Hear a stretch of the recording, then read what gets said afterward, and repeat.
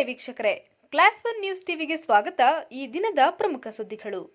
ಬ್ಯಾಟರಾಯನಪುರ ವಿಧಾನಸಭಾ ಕ್ಷೇತ್ರದ ಯಲಹಂಕ ತಾಲೂಕಿನ ಬಂಡಿ ಕೋಡಿಗೆಹಳ್ಳಿ ಗ್ರಾಮ ಪಂಚಾಯಿತಿಗೆ ನೂತನ ಅಧ್ಯಕ್ಷೆಯಾಗಿ ಪವಿತ್ರ ಸುಬ್ರಮಣಿ, ಉಪಾಧ್ಯಕ್ಷೆಯಾಗಿ ಶ್ವೇತಾ ಚೆನ್ನಕೇಶವ ಇವರುಗಳು ಅವಿರೋಧವಾಗಿ ಆಯ್ಕೆಯಾದರು.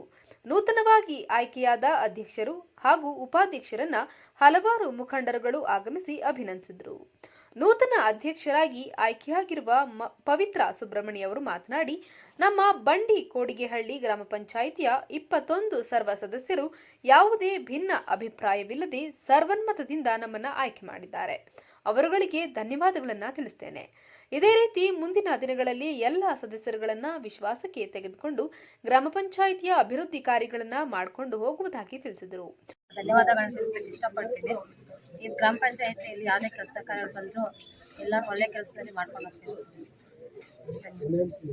ಉಪಾಧ್ಯಕ್ಷೆ ಶ್ವೇತಾ ಚೆನ್ನಕೇಶವ ಅವರು ಮಾತನಾಡಿ, ನಮಗೆ ಸಿಕ್ಕಿರುವ ಅವಧಿಯಲ್ಲಿ ಪಂಚಾಯಿತಿಯ ಮೂಲಭೂತ ಸೌಕರ್ಯಗಳಾದ ರಸ್ತೆ, ಚರಂಡಿ, ನೀರು, ಬೀದಿ ದ್ವೀಪ ಇನ್ನು ಇತರೆ ಸೌಕರ್ಯಗಳಿಗೆ ಮೊದಲನೇ ಆದ್ಯತೆ ನೀಡುವುದಾಗಿ ತಿಳಿಸಿದರು. ಧನ್ಯವಾದಗಳನ್ನ ತಿಳಿಸ್ತೀನಿ ಸದಸ್ಯರಿಗೆ, ಎಲ್ಲ ಸದಸ್ಯರಿಗೂ ಧನ್ಯವಾದಗಳು ತಿಳಿಸ್ತೀನಿ.